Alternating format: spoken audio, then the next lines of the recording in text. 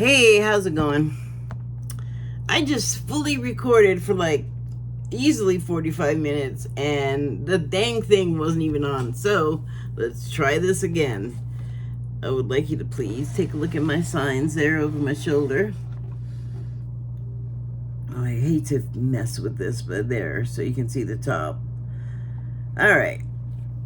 Okay, before I get started with the cards, I want to talk to you about, well, let me just proceed. So I was watching this show on Apple TV called Invasion, and it has a lot of good actors in it. I only know who one of them is, though. Shamir Anderson is a co-star. He's one of the main ones, and he plays, and he's Canadian, but he's playing an American soldier. And I'm watching this show, and I have always, well, not always, but for a long time, been aware of the term ugly American, and it made me look, something I saw in this show made me look at how that manifests in, like, I guess in a different way than I normally had. So, I'm just gonna read you some notes I took about it. God, now they're all out of order. Yay. Shoot, hold on a second. Okay. Our impatience, after we're used to everything at our fingertips and on demand, is hard to look at. In all of the past apocalyptic tales we've been given, that's never occurred to me, but it'll have to. Oh, but I'll have to start watching for it. In Apple TV's Invasion, co-star Shamir Anderson, a Canadian, is playing an American soldier in Afghanistan. Obviously, it was made before we left Afghanistan, which we are no longer officially there in a, I don't know, aggression. I don't know. We're not there anymore. The disgust his character displays when a father native to the area ignores the U.S. soldiers' command to not allow one of the three of his family, a child, to finish all of the meager water left to the five of them in the car.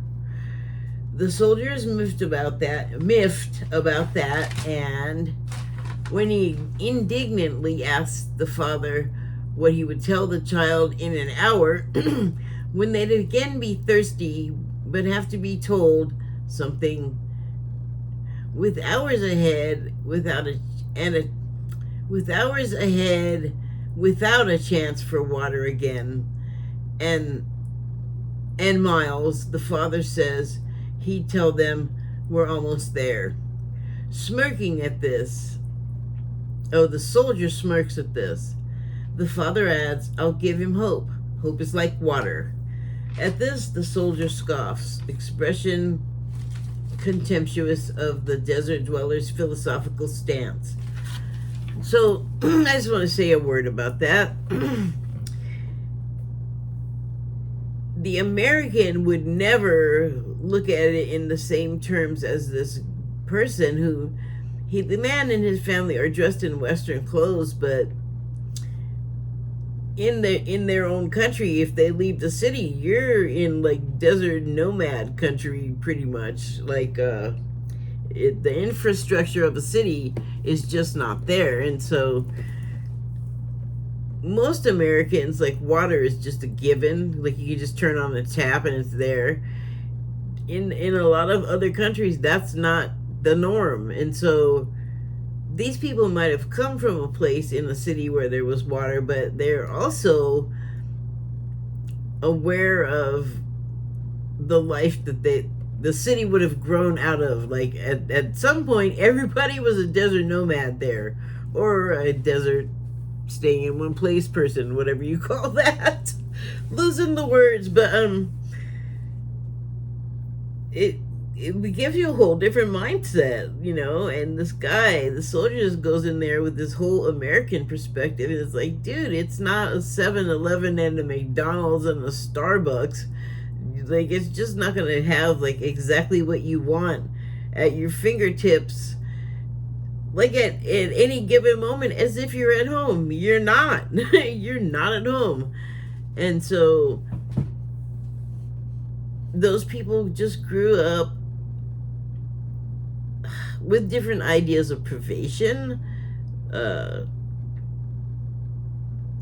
You just have a different perspective on like the non-availability of water. Like when the last of the water happens, you just know there will be water again. You know, if you're lucky, if you get to the place where that happens to be, but you may have to resign yourself to the fact that you ain't gonna have that water for possibly, you know, what, hours, days, longer. You know, like, we don't think like that here in America. We don't really, like, if something runs out like a little bit, like if it runs out at the store, it's like a catastrophe. We're spoiled is what I'm saying. So let me continue here. In that moment, I saw the ugly American, there on a pretense, cloaked inside a military action. Here it is.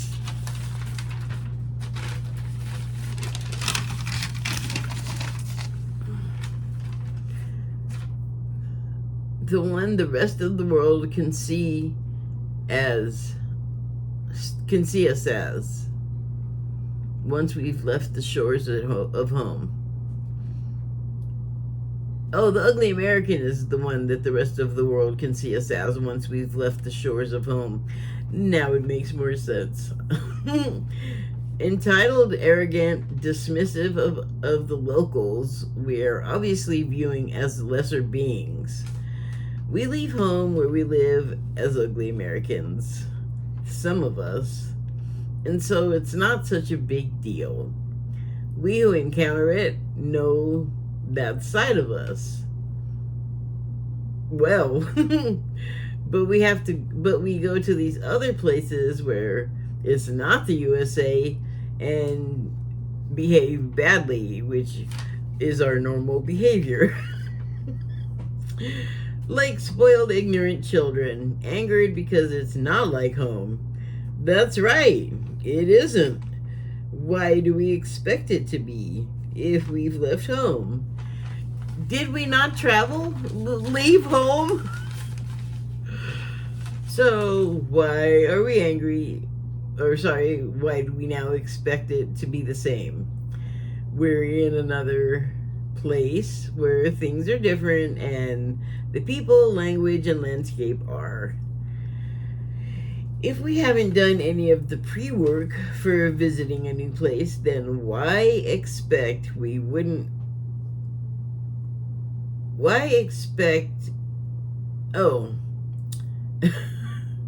if we haven't done any of the pre-work for visiting a new place, then why expect? Certainly why expect it to be the same? Again, you're not at home. Where'd it go? We wouldn't know customs of the language or the history that shapes a land and its people. That is the benefit of kind of like looking into the place where you're headed. That is not your home. I'm not saying not to carry the folk banjo tones of a Mark Twain America when we go outside the U.S. I am saying, though, that we leave it in the background and to allow our foreground to take in all of the newness and unfamiliarity. So, yeah, like, I've always known that we like go somewhere and it's just like going to somebody's house and acting like being a bad child. Like when you're a kid, you knew like you expected to behave a certain way in a place, and then when you're an adult, you learn like that is how you should act when you go to someone else's house. You should be respectful. You should do things the way they ask you to do it in their house. And I would submit that the same holds true for going to another country. Hold on, excuse me. All right, so pulled some angel cards, angel number cards, rather, from this here deck. Sorry, that was fast, huh? From this here deck. There you go. And the first card I pulled was number 2020. The subtitle is Compassion. The next one was 0110, Belief System.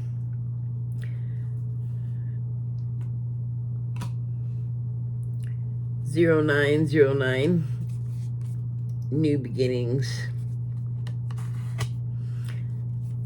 1331, Good Fortune. So, when you go to another country, open up that compassion. If you're going in there all ugly as an American, actually, empathy is what you want. Try to be open to the customs and the ways things are here and the way people feel. People are proud to introduce a stranger to their country and their customs and their food and all of it. And they're curious, and that's one of the rewarding things about travel. So I've heard. I haven't really traveled much, or outside of the country, I should say. And so, I just think that it's just good manners, you don't step on people's toes and you don't burn any bridges, you don't make bad feelings. Why would you want to do any of the above? So I'm going to read from the paragraph. It says, "It is a confirmation that your assumptions and beliefs are correct, but it's also an encouragement to use your talents and gifts because they will benefit the world and your pockets. Be of service to others. Your potential is enormous." So I love that it's talking about being of service to others, because that is pretty much a big goal of our military, so I have heard. And I know a lot of people that have served do go in with that intention, but also, you have to do what they make you do. It's either you do it or you're in trouble or kicked out. So, especially from the viewpoint of an American seeing news of an overseas conflict of some type or a straight up war, what we get to see, unfortunately, because of a policy that the media will have, they'll want the most,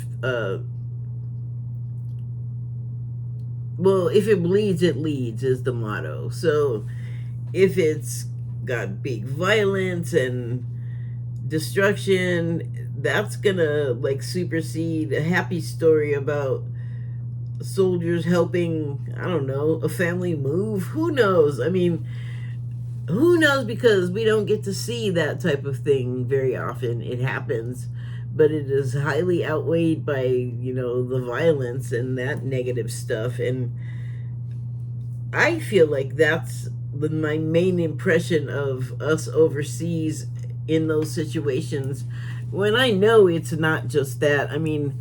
If you think of the interpreters that, we don't get them all back here, although I know we make promises to them. The ones that do come back, you get to hear how these people became friends and so close that they're like family. And it's that brothers in war situation where these strong emotional bonds are forged, and that's not the whole time running from getting a bomb dropped on you or dodging bullets. Somewhere in there's got to be moments of reprieve, so relationships can form and trust can be formed. And then also you grow to have compassion for these people. So, the keywords on this card are mercy, which, if I would think, if you're in a war situation and it's not gonna like go against your orders, show it. There's no reason to go in there. I know that it's an excuse for some people that want to be able to have a gun and just blow people away. I know that exists, but that's not necessarily the whole mission. They also have a mercy component, I believe. Diplomacy, you got to use it, especially in a situation like that, especially when meeting with new people in new situations. And what do diplomats do? They learn the language, they learn the custom, and they learn the culture because they live there and they got to represent this country and they got to be respectful in those people's house. So there's always a potential. You hope it's for good, but sometimes that doesn't work out. Service, that's why they're there. And not just the diplomat, that would be also the military personnel. It's not everybody's motivation, but once you're in there, it is. It becomes your motivation. Recovery, if you can recover like people's land, although it's really not our gig to be there to be doing land maneuvers with the locals. But if something got captured and then we come in and regain that territory and it goes back to the original people that lived there, like it was their land, like it doesn't get to get captured by whoever the enemy is.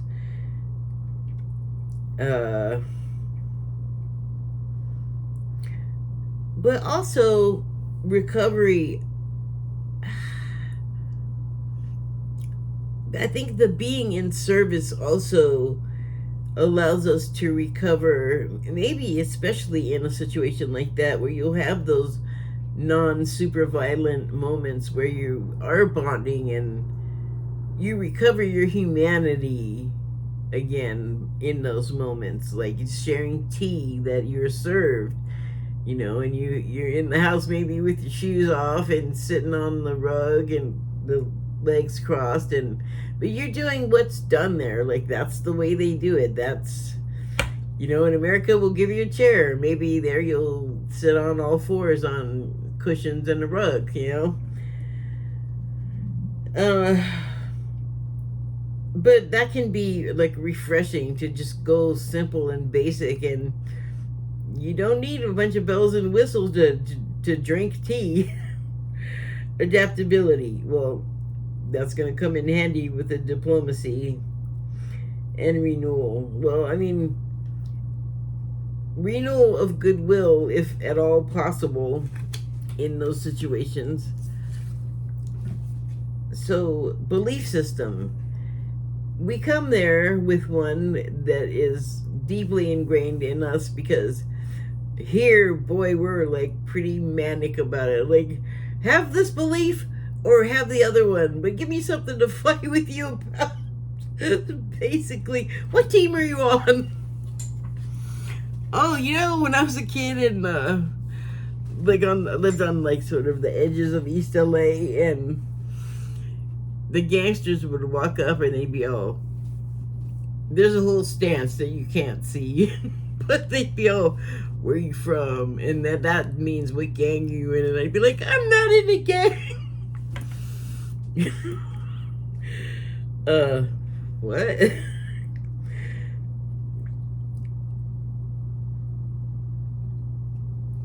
Okay. So something about the gangsters, I don't know, maybe this is why I started thinking about it, but they have this thing that they also say, which is, you disrespected me, and they get all mad, like you have done them, like you killed their dog, or you know, maybe their kid, like they get mad, and it's like, yeah, I don't you have to, respect has to be earned. But it is part of their belief system that like respect them or you will die or you'll be in some trouble, and it's like, boy, that is rigid.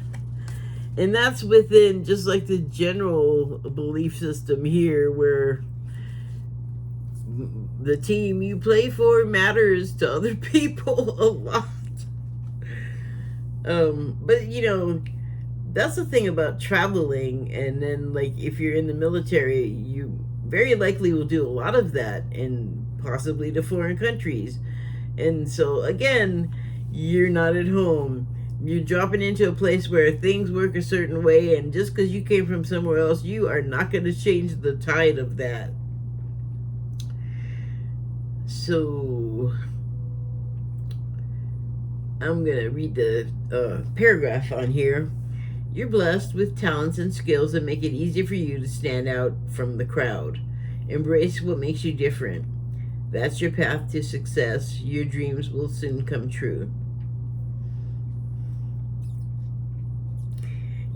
When I did the other reading, this was different, and now I don't know how this really applies to what I was saying, or to what I am saying. So I'm just going to leave that for now.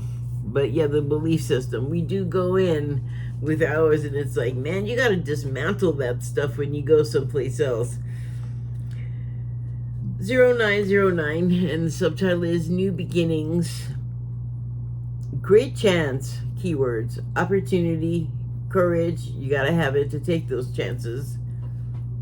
Accomplishment, because you were brave enough to try. Endings, whenever you level up, endings happen. Whatever your new beginning is, whatever your new start is, that implies that something else was happening before that's now come to an end. That's natural. Maybe it's sad sometimes. Maybe you're really glad, like, you don't have to go to that job anymore. Whatever it is. There's endings. There's endings. Conclusions, also an ending, but I feel like that's about what you're thinking about, like what you've learned at the end of the experience. And the last keyword is big love, and I got, if you've ended the conclusion, if you've done it right, then you get the prize at the end of big love. I'll read the paragraph. Look out for an opportunity that may be a game changer. You are completing something major. I wanted to read it like you are completing something, comma, major. Like I'm still talking military. I don't know. It feels good to level up, huh? Close the old chapter. A new adventure will unravel, because it's new. We don't know what's going to happen yet. You don't know what you don't know. 1331, good fortune. Advice, comfort, major change, individuality, independence. That's interesting, because usually we show up in other places with our military in a support position. Not usually, often. We'll frame it a lot of times as a support position. And I don't know that it always is. I feel like it's always something to our advantage that's our real motivation for doing stuff. But we will offer advice, comfort, with the major change. And like in this show, Invasion, it's an invasion of aliens, space aliens, and so if you've seen one of those shows, then a lot of people are lost, lose their lives in the chaos of the invasion, because this thing has come and introduced itself into a pre-existing ecosystem, and there's some resistance. And the changes are turbulent. The people are resisting. There's biology that's resisting.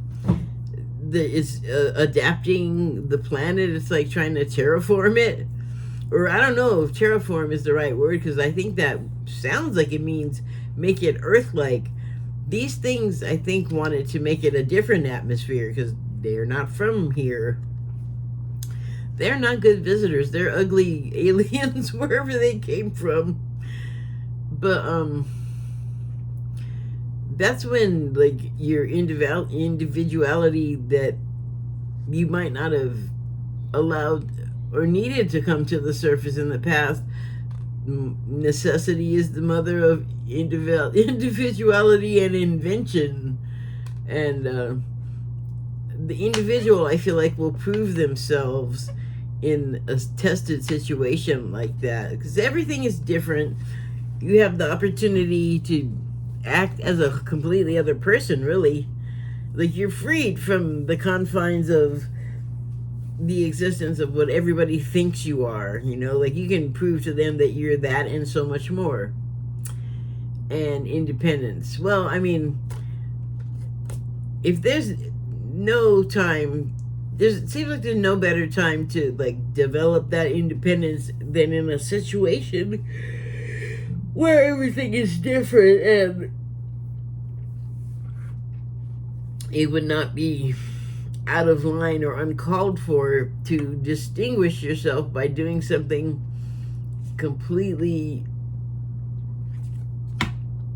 on your own to affect the change in the direction of the good fortune that the subtitle here is calling for. I'm going to read the paragraph. Have faith in your skills and talents as they are a tool that can provide you with a new future. A piece of good advice, a moment of enlightenment, or a comforting message is on the way. Everything will work out in your favor. So, I mean, everything, it's like the beginning of and the sentence and the end of the sentence, pretty much. You don't need the middle part, but the first sentence is have faith in your skills and talents, and the last one is everything will work out in your favor. Just gotta like do what you know you can do well, and that's all you gotta worry about, and then things will work out in your favor. Where's that other phone?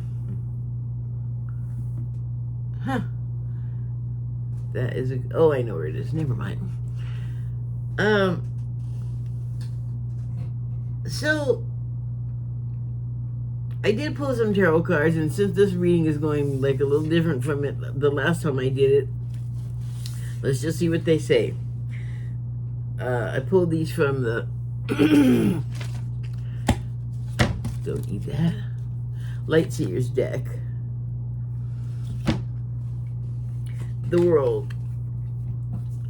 Ideally, we would want to go out and be this happy, giving, compassionate, empathetic entity. Not always the case, but like I said, the element of service is always there.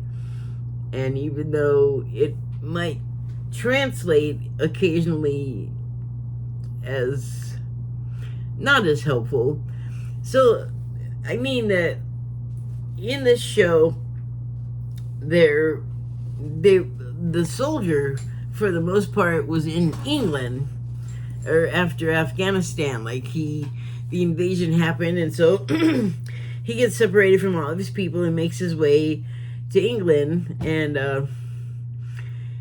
he's got a wife at home, and he wants to get to her, and he's able to talk to her on the phone, and I don't know, they got like relationship stuff going on, so he's real desperate to get back home, obviously after this big traumatic invasion thing, and he wants to be with his wife. They had just lost their child before he left, and so they got stuff, and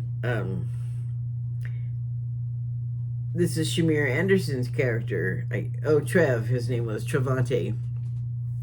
So Trevante gets in from Afghanistan, and he's like, goes up to the British guy. He's like, I need a plane. I'm Navy SEAL. Do this, America, blah. And he's like, man, good for you. We ain't got planes. Here's a sandwich. Get out of here. And Trevante just makes a big fat stink, and the guy is like, we ain't got a plane to send you to America, American guy. We got problems here. The planes and helicopters being shot out of the sky. We ain't got none. Here, you know what though? And so, still, after hearing this, Travante is like still bitching and moaning, like entitled as American. And the British guy goes, he's like, I got a wife, I got blah blah, like as if no one else has family and stuff in this situation. And the British commander just goes, you know what? We'll give you a sidearm and a ride. Good luck. You want to go? Get out. And that's what you get. Ow! And so I just feel like there needs to be a little bit or a lot of bit more of a cooperative level of understanding on our ugly American part. I mean, just because we do that shit to each other here at home doesn't mean it's okay to do it there. It's not really okay to do it here either. Like, we could really, I think a lot of our problems would not exist if we could treat each other better, because we'd be letting go of so many of the things that get between us, you know, like competition and crap, and just silly, I in my opinion, you know, just in the way for, well, now we got to do this, we got to go through this, great. But anyway, when you're in another country, look at this. There's a tent, like a nomadic desert dweller, and look at that, there's nothing around. So can you see the American come in and they're like, these women are really whooping it up and enjoying themselves, because that is what they do for fun there. Like, that's what's exciting. Like, as you can see, you're on the sands, but there ain't no casinos anywhere. You're in the desert, but it ain't Las Vegas. They gotta make their own fun. And, you know, here's this guy, like, you can't just drop in and be all, this is lame. Like, you don't poop on when you're a guest, you don't poop on your benefactors, like, hospitality, you know? Like, I don't know. We think we can do that at home and it's okay, but it's really not. It's, like, not okay. We can just treat each other better. Like, that's kind of my thing. So, strength.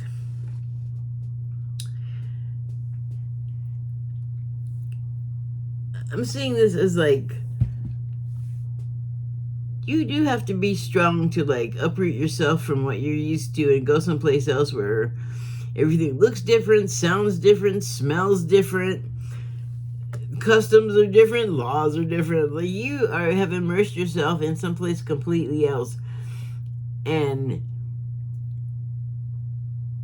I think it takes strength to not, like, exert our Americanness on these other places. Like, you are not there anymore. Like, just let it go, and then go ahead and let yourself become immersed in this other place and whole experience, like customs, traditions, atmosphere, area. Like, everything is different. You're just, you know, you can still, like I said, you can still, like, have all of that home in your head, and it's your heart, and it's you, but you can also go somewhere and, like, integrate with other people, learn their stuff, and take it on for, you know, momentarily while you're there. Like, you know, get into it with other people, align with them, become like them while you're there, and appreciate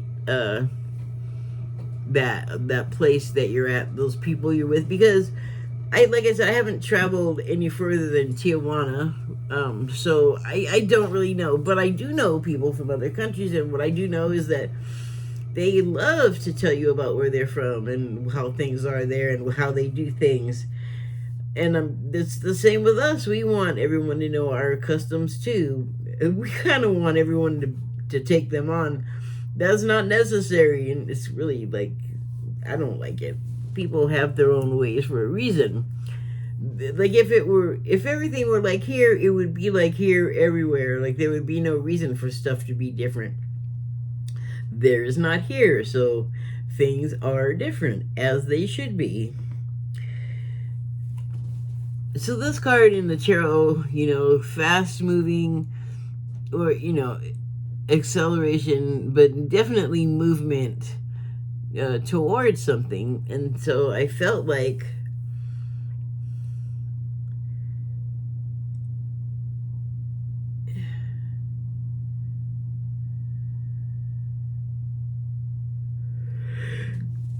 excuse me.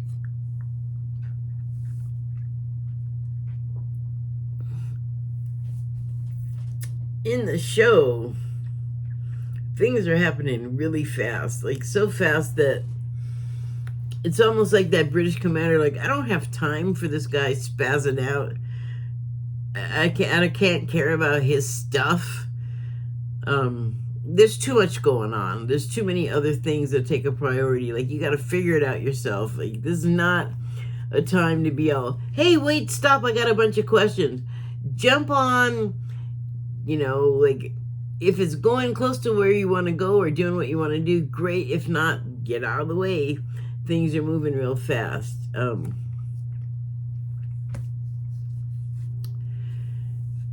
I felt like this was the ugly American fighting with their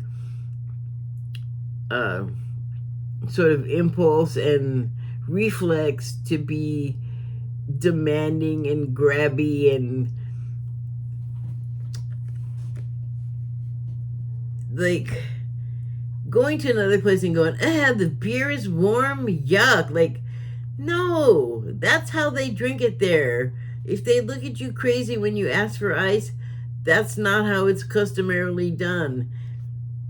That's how it is. Like, you don't want some visitor from another country coming to your house and you making them spaghetti and they're Italian and they're going, this is crap. This is not spaghetti.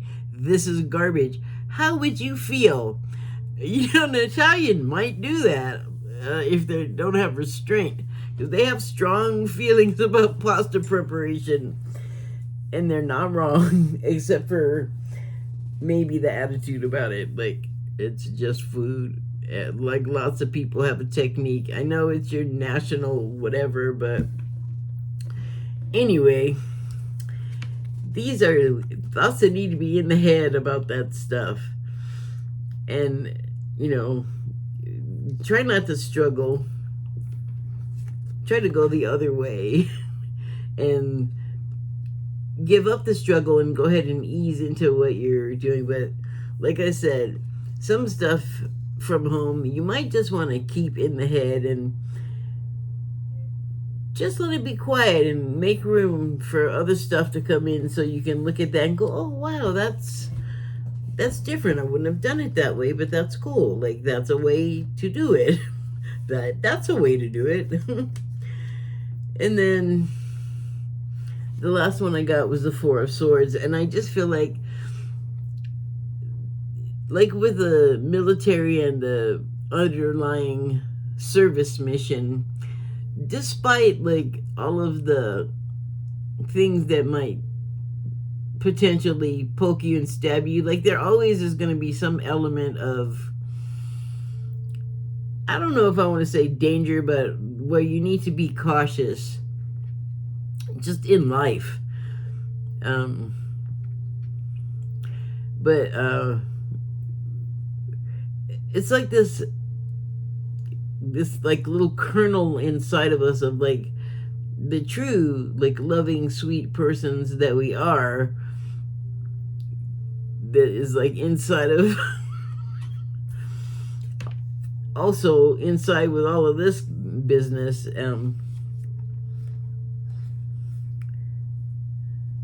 So it's like the underlying impulse to service or mission to serve that has to be protected, because when you go into the service, you're around all of this possible like violence and aggression, and I don't know, that's just what I felt like. Deep in the heart of us, even if we are combative and insulting, it might be more about us than the people or the place. Like, that's kind of how insults work. It's like you're feeling something not great about yourself, and you're just all, you're this icky thing about me I don't like. And it's not really the truth. So I feel like it's something we have to work at all the time. Like, get them thoughts under control. They're not always right. They're not always telling you the truth. You know, your perspective, especially when you take your perspective somewhere else, might not give you clarity. It might no longer be correct because it's not in a place where that's the case.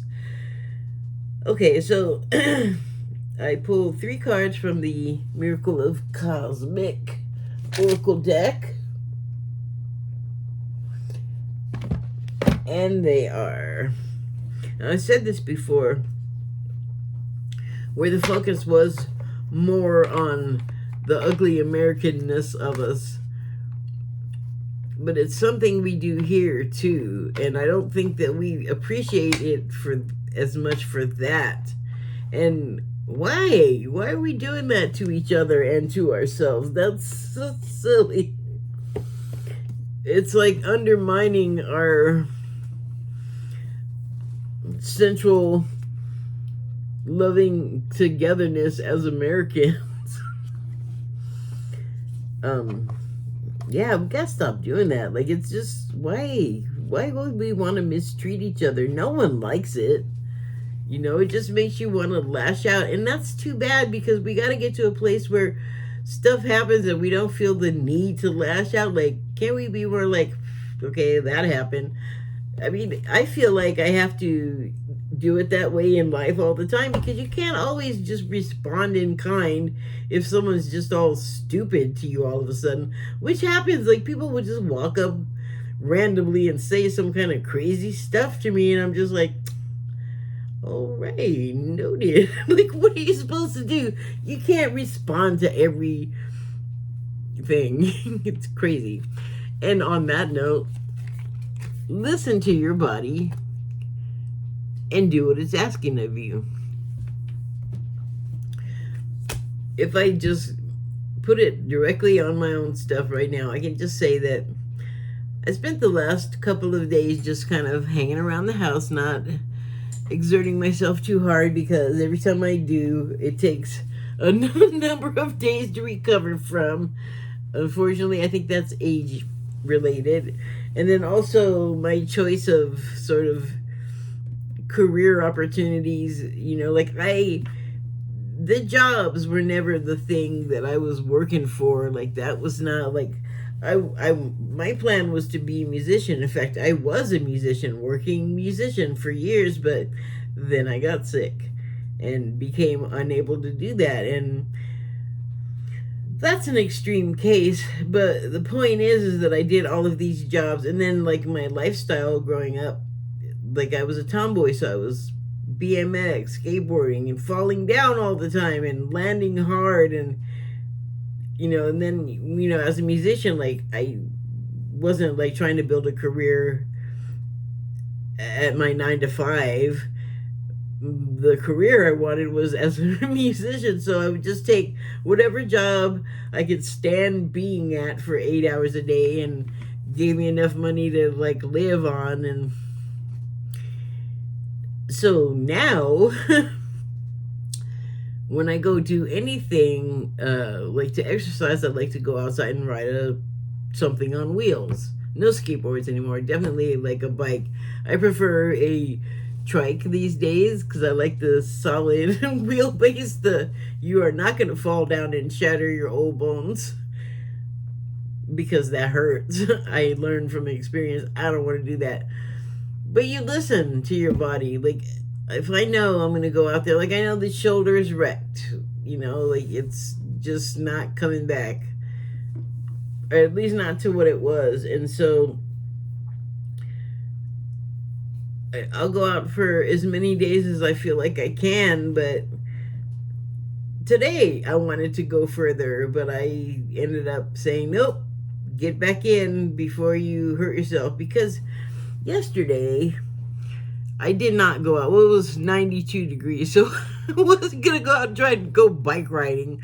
I just decided to stay in. But this morning, well, and so I stayed in. I took it easy. I did a nice soak in my tub, and actually it was effective. And it's difficult to soak your shoulder. It's not. It's meant to take a shower in, really. It's not like a bathing tub. I'm not very tall at all, and I have to bend my knees in there. So, but it was a good one, you know. Like, it was just my mindset that day was just take it easy, and the result was is I woke up this morning just feeling like, oh my gosh, I have excellent range of movement. It doesn't hurt most times. Like, it depends, because there's a bone on bone situation happening. So sometimes it'll miss the collagen and grind, and it's like, ah! But you know, I can move and it didn't hurt. And I have other parts, other joints that trouble me, but they weren't. And so it was nice. I took a longer route than I normally do, but I didn't finish it because on that sort of home stretch, my shoulder began to protest and my knee began to protest, and I was like, okay, I'll just go ahead and go home then, so that you can stop protesting. Like, I don't want to, you know, overwork the unit. But I feel good though. I felt good that I took the time to rest, and like, really, I stayed away from the phone as much as possible. I did a lot of meditating. I did some praying. It was all good. And so I feel very nice now that I can feel like a warmth from the window over there. The window's a good 5.5 feet away. And I know that, well, today I think they said it was going to be 91. That's a big difference, the high. Yeah, so next card. Stop looking outside of yourself for the answers. You already know them.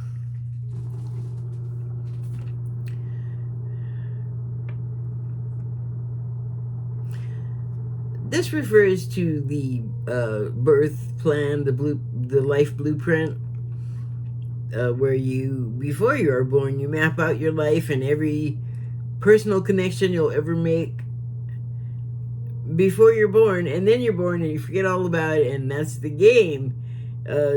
Not everyone forgets everything, but what you're meant to do is remember these things that you forgot before you were born, that you're here to achieve some things. And I don't know how people, I don't know like what the percentage is on how much they remember about what the plan was, you know. I mean, I just don't. I have a pretty general sense of what I'm supposed to be doing, like a doctor, kind of like do no harm for one, if at all possible. But just to, like, I think go through life kind of as unburdened as possible is a goal. And, you know, obviously be kind, but mainly, like, don't screw up other people's jam and your program. Like, can't we all just get along? It's not a bad idea. I know it seems like people here in America, like, be nice and friendly. A terrible idea. I don't think so. I think it's a great idea. We should try it, because, I mean, it's been a long time since we had that spirit of friendliness and brotherhood. Now it's all about judgment and what this person is doing wrong and what I would do in their place better, and all kinds of ridiculousness, because you're not going to jump into this other person's life and start doing it. And if you had that life, there's no guarantee that you would be the you that you are now in that other person. It's just kind of like a pointless chatterings, you know, like, why are we doing it? So the last card is stop caring about what they think. This is your life to love and live. And honestly, I think that all the time when I see like we don't want gay people to marry, we don't want gay people to do gay stuff, we don't want black people to have these things, we don't want brown people to go here and go. It's like, really? I watch all of this and I hear them saying there's no racism, you're no, and it's like, no, you're no, because I've seen many times some black person, like in various locations. It could be at like a protest rally, like a Black Lives Matter rally. I've definitely seen a number of white people like get right into a black person's face and start screaming, "Black lives don't matter!"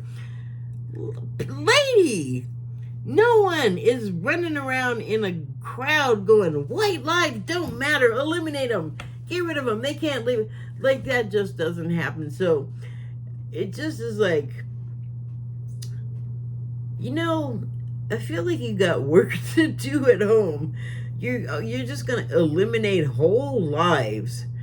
What gives you the right? What makes your life so much more valuable, like, in that way?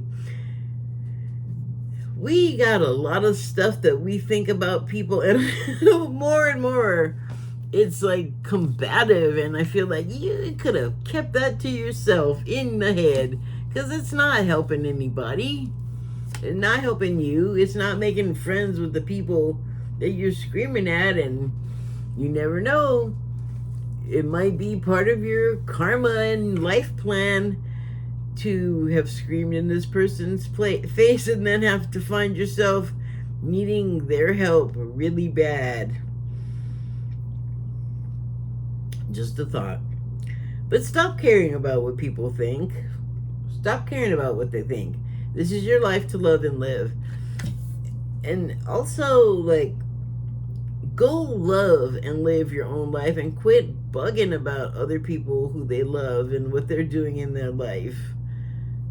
I saw a couple of things that made me think, now see, you shouldn't even be bothering. One was, I think, I don't know which one, a Republican, I believe, congressperson losing it about a drag queen, and this particular drag queen was born a woman that just likes drag and is a drag performer, and people are just going full crazy, like, it's a dude in a dress and wearing makeup, and it's like, it's not a dude. It's a trans. No, it's not a trans. It's a woman. And then I heard another story, and it was about an Olympic qualifier, an American, and she's non-binary. So she was born a female. She chooses to have, like, no gender in her relationships, I guess. And so I guess that manifests as, I don't know. It's none of my business what kind of sex it manifests as. Who cares? Good for them if they're having some. It's their life to love and live. But I believe the person I was watching talking about it was saying that Fox News was losing their minds and calling this non-binary person a trans man. So they think that this athlete is a biological man posing as a woman. It's like, that's not what non-binary means. They don't even know what it means. They're just all, it's gay. This is why, oh, that's ugly, American. We're allowed to. So, I mean, no matter what they want to take away from you and stop you from doing, they can't take away your thoughts. I mean, they could, and we don't really do that anymore, thank goodness, but you can still think and feel however you want, even if you can't really act out on it. But I don't think we're going back to that, because people struggle too hard to get out from under, I can't do this and I can't go here and go there and do this, that, and the other thing. It's like, man, we got to work that out, because we're all just here on the same planet, and most of us don't have rocket ships to just leave. You know, like, we're here, we're doing this with each other. Get used to it. But the ugly American thing, like I said, I've known about that phrase for a long time, and I really do feel like it's when we go somewhere, and it's just like going to someone's house anywhere. You don't go, as my elders would have said when I was a child, you don't go to somebody else's house and act a fool. No, you're polite and grateful that they're having you in, and you do what they ask you because it's their house, and you know, like, you don't just do what you want, you know. And why did I put that there? Yeah, I just think it just makes for better interpersonals if we show each other a little bit of respect in that way. It's not, we all want it, right? I mean, I always think of the gangsters that are saying to some stranger because they got looked at wrong, "You disrespected me." And I always want to go, I did nothing of the kind. You would have to earn my respect before I could have any for you to not respect. It's like, what are you talking about? I don't know you. I couldn't possibly have disrespected you, you oversensitive freak. In the head stuff that you need to deal with. Like, the issue is not you not getting respect from someone. The issue is you thinking that some stranger automatically just, yes, to a degree they have to show you respect, but I don't know what you think that is. If you think that some stranger just being a polite stranger somehow disrespected you, like, what? How are people supposed to act? What do you think? Now you're asking, like, way more of people than you are, like, do. And you, like I said, respect has to be earned. Like, you don't get that, especially if you come up hollering at me. So, I now I lost my track that where I got that from, but I think it was sort of based around, like, good behavior in a stranger's home or in a place that is not your personal place, not your home, not your city, not your country. Like, if you go somewhere else, I just feel like, I don't know, plenty of us behave just fine and are welcome, and good times are had by all. But that's not what I got to talk about today. Today I got to talk about the ugly American, and there was really a revelation of, like, oh my God, we actually do that to each other at home. So the ugly American's not a compliment, right? I've only heard Americans call us that, but I bet that's not the case, that only Americans use the term, or others.